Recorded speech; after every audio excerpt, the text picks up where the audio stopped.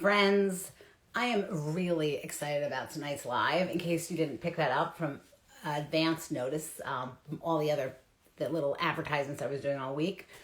I have a guest this week, Dana Myers, who I met not that long ago, actually, maybe a month or two ago.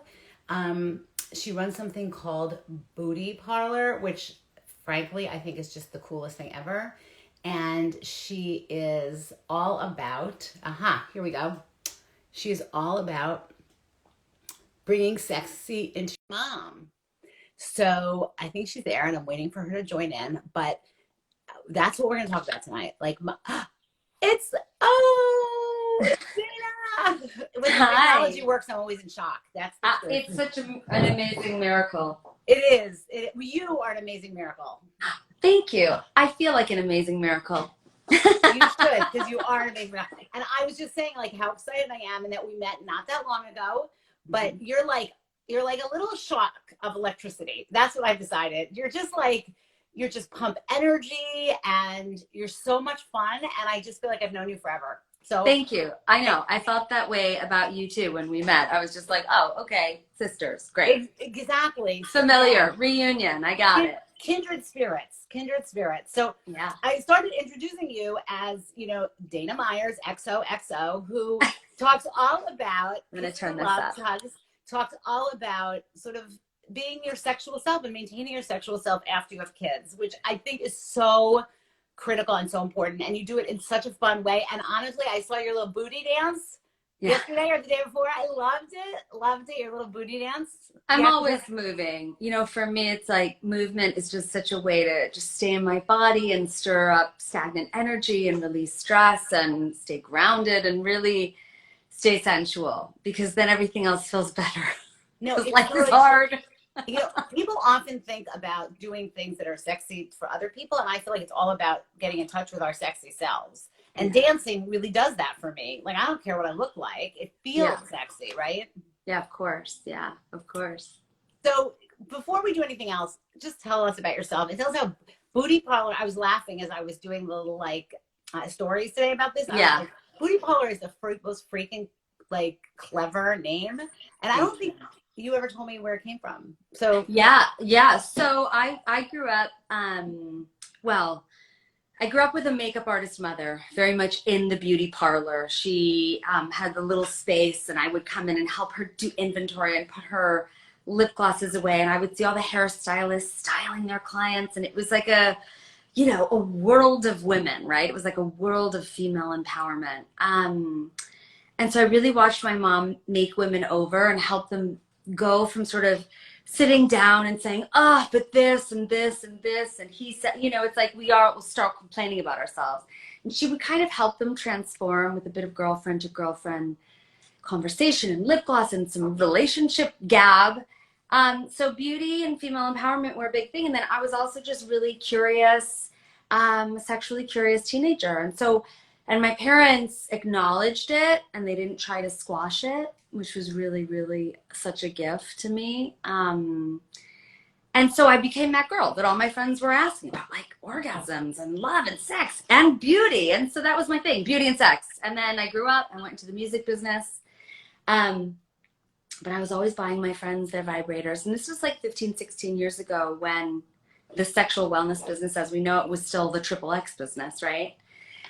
And I was like, right, and vibrators hadn't made it to prime time yet.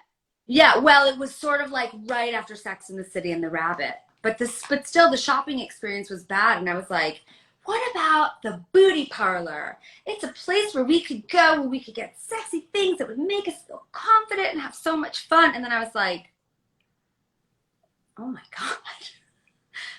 God, Booty Parlor. That's it. It's the beauty parlor for your love life. I'm going to start this business. And I went and I talked to my then boyfriend, who's now been my husband for 15 years. And he had actually had a very similar idea, which is crazy. And we raised some money. Wait, what was his idea? His idea, so he came from the UK, and there's a very big sort of chain. It's a little bit cheeky, but it's a chain of stores, sexy stores called Ann Summers. They also have a party plan, and they were a business that was able to really coexist in multiple channels of direct sales, wholesale, retail. So we loved their model, and we were like, let's do it for the States. That was that he had done research into that. And so it was just this kind of light bulb moment for us. And he was in the film business and I was in music in Los Angeles. And we just decided, just like, screw it. We raised some money, wrote a plan, started formulating products, started it out of our living room 15 years ago. And then, yeah, it's been such a wild business ride and personal ride. It's amazing. And it's really having another moment in my life, which is wonderful, because I'd sort of put it aside a little bit the last few years to write books and do courses, and we had really set the business up to run internationally with a partner, and it became very hands-off and beautifully so. But I realized I missed it, and I'd kind of forgotten about it, and now I'm like fully in it again, and it's bringing me so much joy. It's so great. And I'm so excited. And the world has changed a little bit, right? The way people shop has changed, right? Yes. How people address sex toys, the ubiquitous, yeah, right? Yeah. Yes, totally. And this time around, our play is definitely more in our beauty, with our beauty and body line. And really, I have to say, we've had to tone it down, well, for a number of reasons. Some because of the clients we were working with, like Victoria's Secret wanted the beauty. They didn't want the toys, right? But the market was that because they were nervous about the toys? Or yes, yeah. Doesn't that make you a little crazy? Doesn't that make you a little? It made us so crazy, because that's what women always wanted from us. But anyway, it's been interesting because it's so hard to advertise and reach your customers around the topic of sex on Facebook and Instagram. You have to be so careful. You can't even really use the word sexy. So it's just complex and interesting. But I also see it as like another business challenge. And at this age and at this sort of state in womanhood, like, I don't need to take on the world. I'm just going to like find the joy and do it in the most enjoyable way. And I'm really loving that vibe. Like, I'm hitting 45 right now, and I'm just like, yeah. Happy almost birthday. Happy almost birthday. Thank you. So I'm just rambling. No, I love it. I totally love it, because I think Booty Parlor is so you. Do you know what I mean? Like, it's you, who you are. It's almost like it doesn't exist, like it may exist outside of you, but I feel like you're so central to what it is. Yeah, thank you. I'm just sort of like, I'm just kind of reclaiming that. But what's also so beautiful is that so many of the women who've supported us over the years, like diehards, like almost cult-like fans, like it's a little cult favorite, they're coming back. When can I get this? Please, can I get this? I wore this scent to my wedding, and it just made me feel so glamorous and beautiful and lit up. And it's like, that's a real joy to connect with women on this beautiful kind of the beauty way, right? It's the beauty way, finding beauty in ourselves, in our skin, in our bodies, in colors and shimmers and scents, and it's wonderful.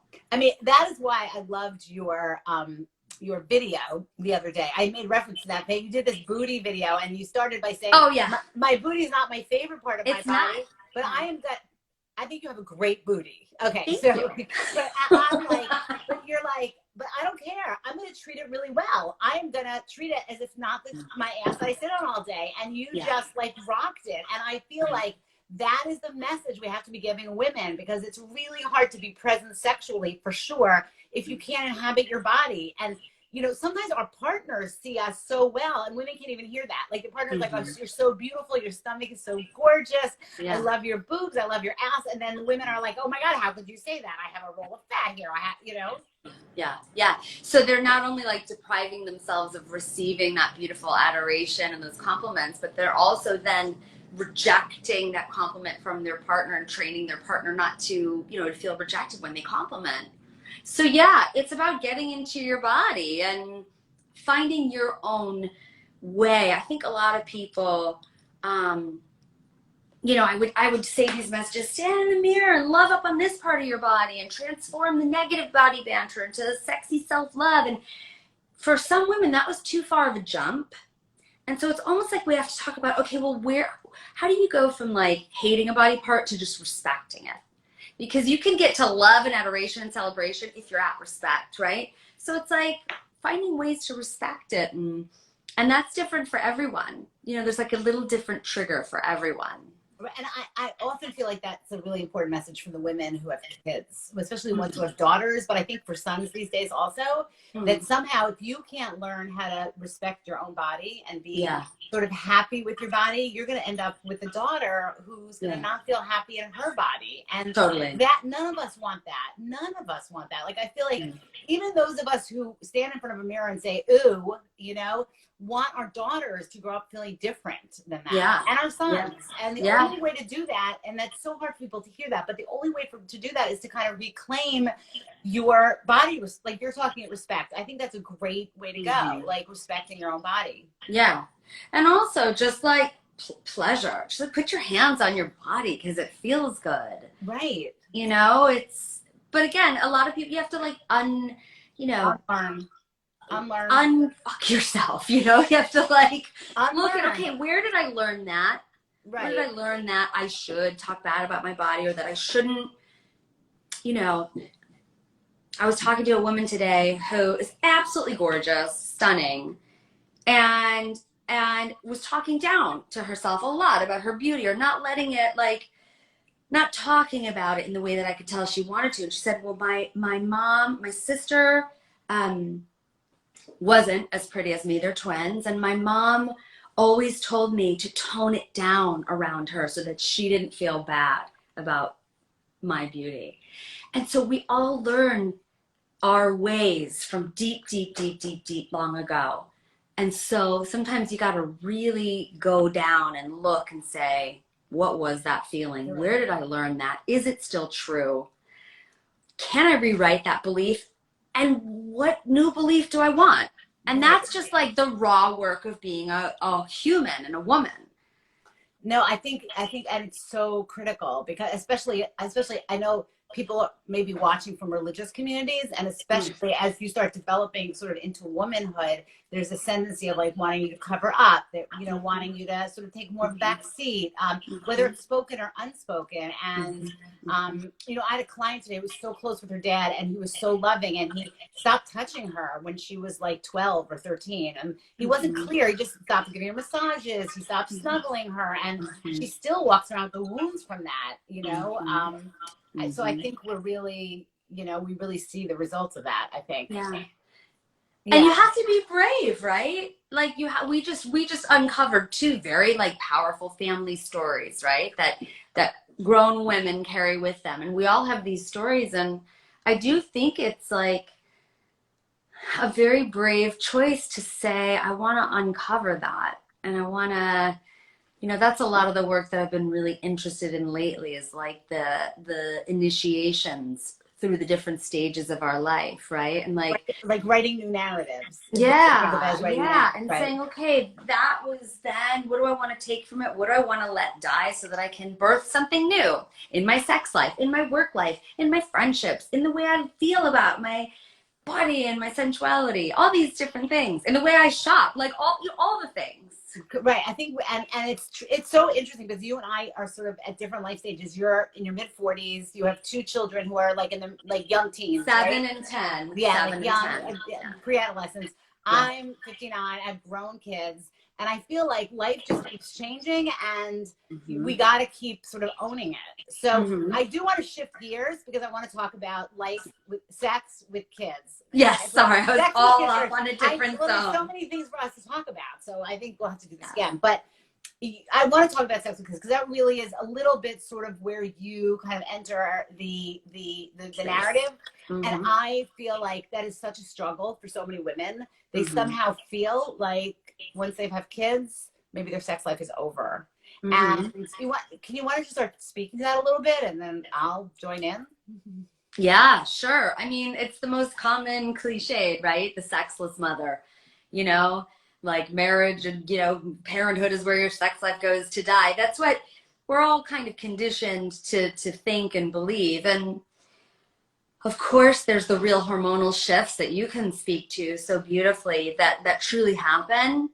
But then there's also all these other blocks that get in the way when we have young children.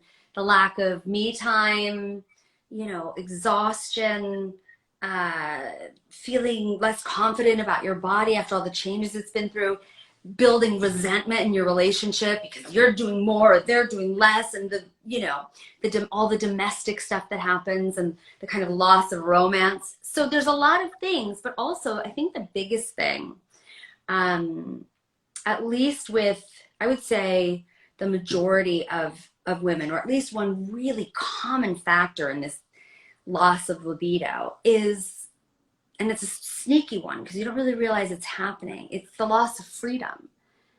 And it's the loss of like freedom. I remember before I had kids, I would go out whenever I wanted and walk around and go to the shops and say hi to my neighbors and the strangers and the coffee shops and yoga classes, and that freedom is really sexy.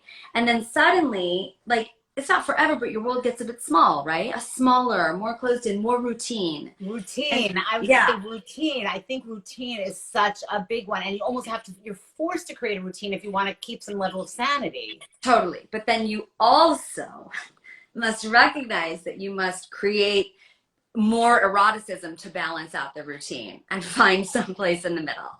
Like, you have to get really creative. Otherwise, I think people wait. They're like, when is it going to come back? Well, your sex drive doesn't just come back and strike you down. Oh my God. Oh my God. Say that again. Like, people are like, when am I going to get in the mood again? Yeah. Really, it's just going to show up.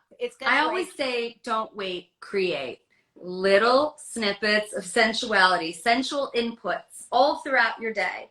Noticing how things taste, how things feel, letting yourself fantasize a little, even if it's silly or jokey, little bits, making a solo date with yourself to masturbate once a week, just to keep that baseline of desire kind of humming along for yourself. Because if you've got desire for yourself, if you can find that again, then you can start to bring that into your relationship and evolve your relationship with kids in the picture. But it's very hard.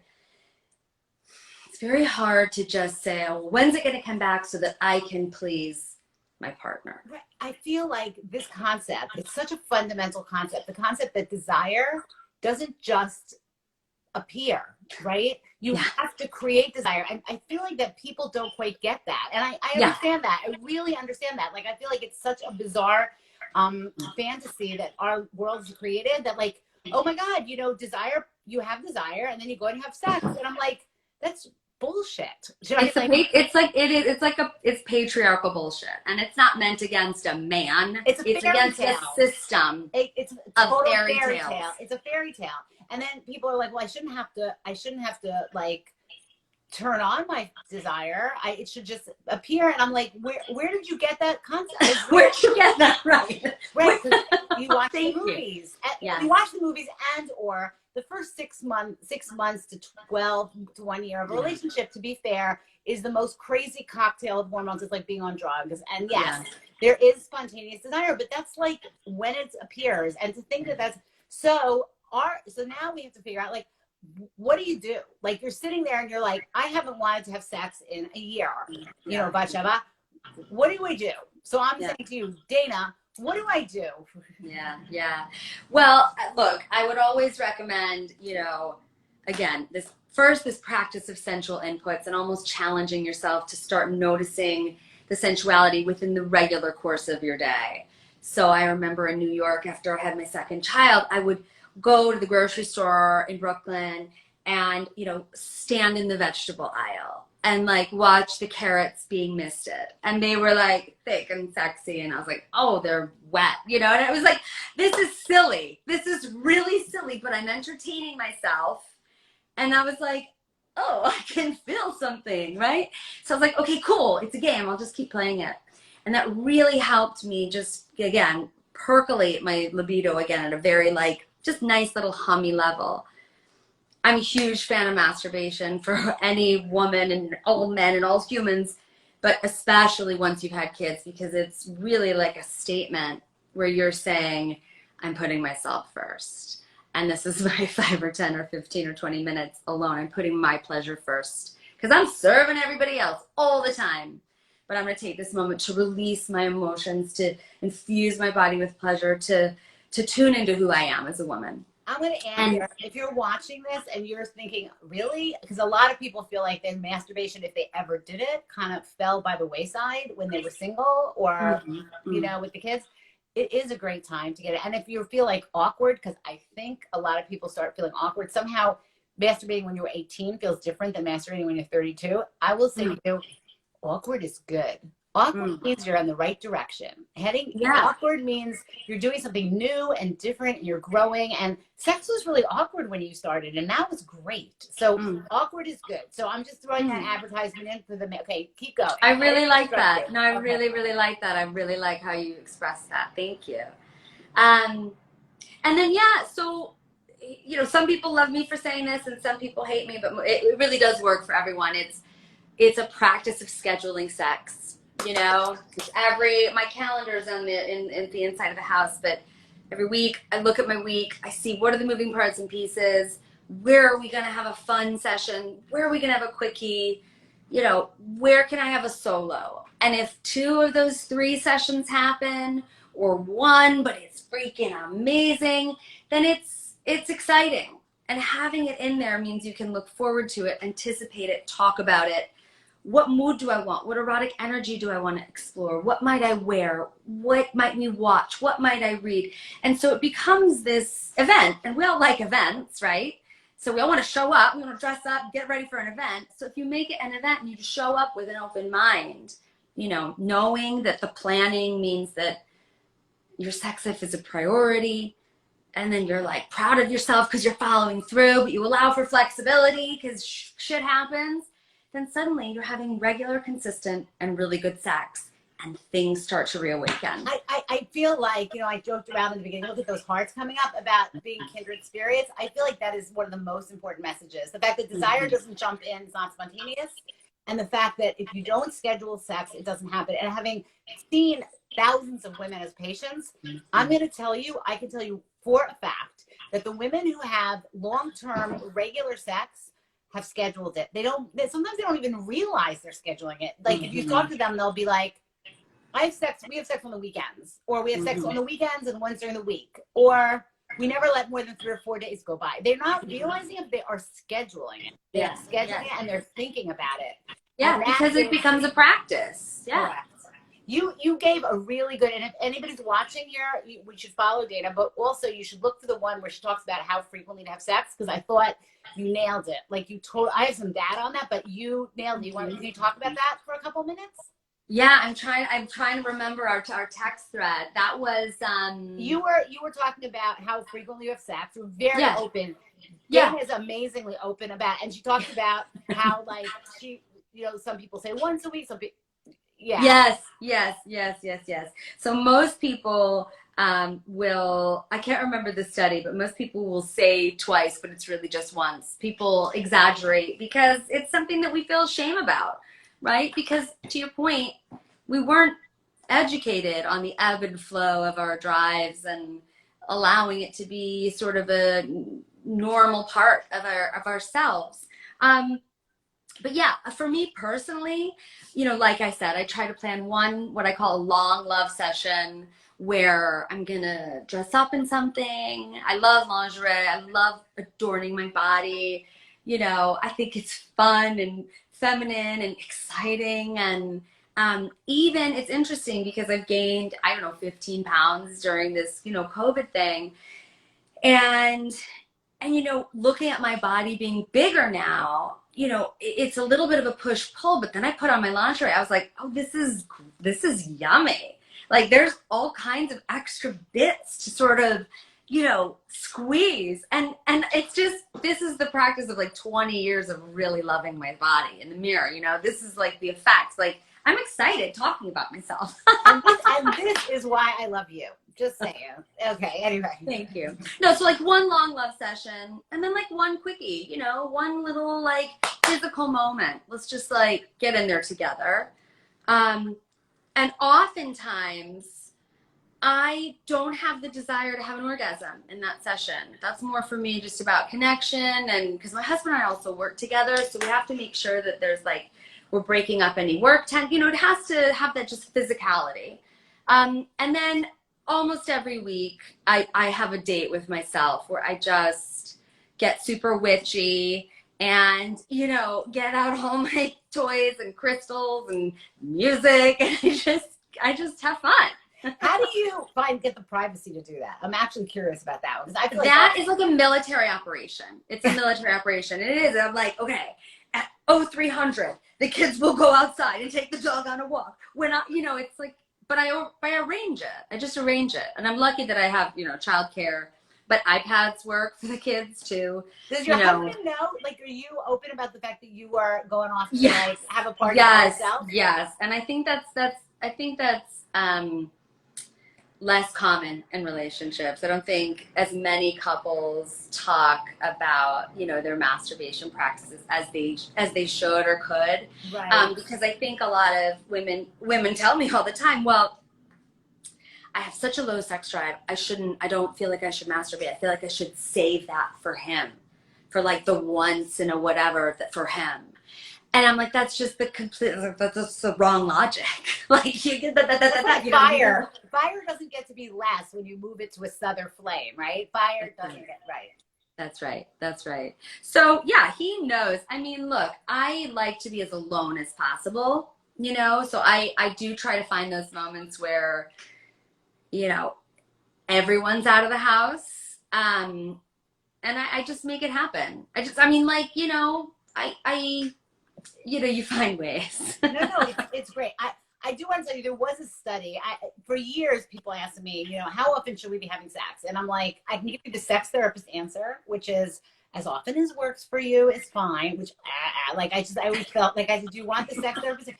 You know, but I said my gut feeling, having talked now and worked with thousands of women, is that most couples are fine if they're having sex about once a week. You know, twice a week is great. When it gets to be less than once every 2 weeks, you start seeing cracks. Like, that was my sense.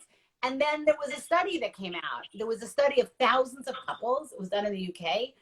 And the level of happiness goes up until people are having sex once a week, and then it plateaus. And this is an average. Some people want to have sex 5 times a week, right? Which is it goes up. And I was like, yay! Like, there was data. You know, I love data. Data makes me happy because I know. Bunch of his opinion. But so I loved it. I felt like you so nailed that. You were like, you talked about how the fact that the relationship starts. He starts to get grumpy. You start to get grumpy. Like, yeah, there's definitely more bickering. And look, I think that, you know, the most toxic thing in a relationship is resentment, right? Which is just unmet needs. And, you know, it's like sex, money, parenting, right? So if there's unmet needs, if you're not getting your love needs met in these big categories of a relationship, you're right. There will be the cracks. But if you're nourishing and nurturing it, then it's just, there's that buffer. There's that good feeling, physical intimacy buffer. And, you know, I've been married now, 15 years and together for 17. And I feel like it just keeps getting better. You know, there's an ebb and flow to every relationship, but it's like, if you keep going in the right direction, keep expanding and keep opening and keep communicating, I think you just get more and more real and raw, and you expand your capacity for pleasure with each other. No, I think that is so true. And I think that people's idea, again, these romanticized views, you know, I laugh when people say to me, scheduled sex, that's so unromantic. And I'm like, you know what's fucking unromantic? Not having any sex. Totally. That is unromantic. And if you're never having any sex, you're never going to have great sex. Do you know what I mean? Like, right? Totally. 100%. And yeah, women will say, but my husband told me, he said, but that's not romantic. I feel like I'm another item on your to-do list. And I said, just tell him this is you making your sex life a priority. Babe, this is me making our sex life a priority. Like, who doesn't want to hear that from his partner? No, it all depends on how you're thinking about it, you know? Yes. And that really is, I feel like, so we're going to be wrapping up in a minute, which is crazy because I feel like we just started now, but we're going to do this again. But if you had to give people like one piece of advice for young mothers who say, I really, really want my sex life to live on, what do you think it would be? Yeah, I would say be brave and bold and prioritize yourself and prioritize masturbating at least once a week. Just make it a non-negotiable. That's your time. You get it. And you're just going to start to feel yourself and explore your orgasms again and get to be in bloom again. If anybody's feeling like they need more information about masturbating, or I think actually I just put out an orgasm guide. If you go to May's Women's Health, there's a button you can click on to get an orgasm guide. So I would recommend you do that if you're starting to get nervous about, like, oh my God, now I have to go figure out how to go back and find my body again. How do people find you? What do people? Yeah. Yeah. Yes. Well, you can find me on Instagram at Dana Myers XOXO, and with Booty Parlor, it's bootyparlor.com. We have some amazing Black Friday offers that are coming this week. What's this? What's this? Dana, what's So, this? Hi. Oh, you want some massage oil? Okay. Wait, Kissable bring body that tapping. back. I want to see the massage oil. Bring that back. Yes. What is that? It's a warming massage oil. What's it called? It's called beautiful. Don't Stop. It's called Don't Stop because that's what you're going to say when you're having a sexy massage experience. Wait, it's a beautiful bottle. Can I see Thank you. Bring it back. It's beautiful. Is it like a circle in the middle? Yeah, it's a round ball, yeah. Oh my God. Okay, I love that. Okay. So that's beautiful. And then we have our yummy lip glosses with Aphrodisiacs, which is really fun. You know, again, I'm all about playing with my femininity and letting that, you know, fuel me. And that really comes across in Booty Parlor's stuff. This is a gift set with our Skin Honey. It's a kissable body topping. So you just drizzle it anywhere you want to kiss or be kissed. You know, bring that sort of Oh, that's amazing. yeah, igniting the senses. Look at me. I'm like in the leaning bedroom. forward. I will send as if I you could actually some. lean in I and will see it. send you some. This is our kissable body shimmer, a little shimmering mist. You know, we have all kinds of fun things. And oh, I have a blindfold. Oh. So that. Do you have handcuffs? Do you have handcuffs to go with? We used to. But yeah, now we do mostly the body and beauty. Yeah. Yeah. Well, I think it's amazing. So Booty Parlor is where they find that, all that stuff. Yes. Thank you for coming on. This was awesome. I'm so excited. I'm excited for your book. I'm excited to see you in action. And I'm so excited that we maybe when the book comes out, we'll do a giveaway with your products in my book. I'd love to. That'd be amazing. Have a good night. Thanks, hon. Okay. Good night. Mwah. Thanks for having me.